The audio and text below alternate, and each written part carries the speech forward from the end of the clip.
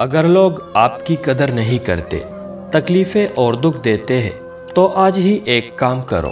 آپ کا اچھا ہونا، آپ کے دل کا اچھا ہونا کسی کام نہیں آتا۔ لوگ توڑ جاتے ہیں، چھوڑ جاتے ہیں، اور اتنی آسانی سے کہ جیسے کچھ ہوا ہی نہیں۔ شکل کی خوبصورتی محض آنکھوں کو بھاتی ہے، جبکہ کردار کی خوبصورتی دلوں کو فتح کرتی ہے۔ جب زندگی میں ہمیں دھکے لگتے ہیں لوگوں کے رویوں سے، تو اس وقت ہماری اصلیت ہی چلکتی ہے۔ دیکھنا یہ ہے کہ جب آپ کو دھکا لگا تو کیا چھلکا۔ صبر، خاموشی، انسانیت یا غصہ، کڑواہٹ، جنون، حسد، نفرت، حقارت، چن لیجئے کہ ہمیں اپنی کردار کو کس چیز سے بھرنا ہے۔ فیصلہ ہمارے اختیار میں ہے۔ جب انسان اپنی وقت کھو دے تو اس کے لیے بہترین پناہ خاموشی ہے۔ الفاظ کبھی بھی انسان کو کھویا ہوا مقام واپس نہیں دلا سکتے۔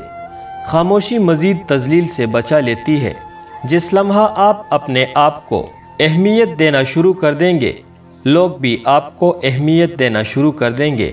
زندگی سے بے قدروں کو نکالنا مشکل ہوتا ہے، لیکن ناممکن نہیں۔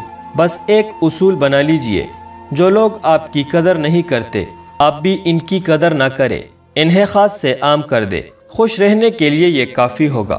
خوشی اور آنسو دنیا کی سب سے نایاب جوڑی ہوتی ہے۔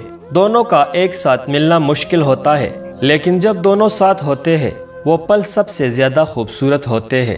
جن رشتوں میں ایک دوسرے کو ہمیشہ دل سے عزت دی جائے، وہ برے حالات یا مجبوری میں خاموش ضرور ہو جاتے ہیں، مگر ٹوٹتے کبھی نہیں۔